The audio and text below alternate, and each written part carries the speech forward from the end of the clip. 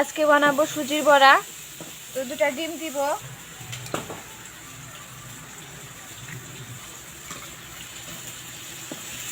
এক কাপ চিনি, মিক্সার করে নেব, স্বাদ মতো লবণ, গুঁড়া দুধ, জি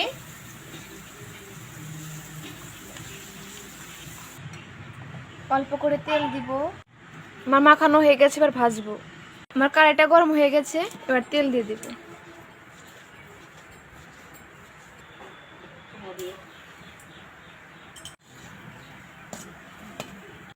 এভাবে সবগুলো ভেজে নেব।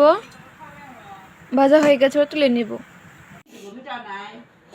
সুজির বড়া বানানো কেমন হয়েছে কমেন্টে বলে যাবেন।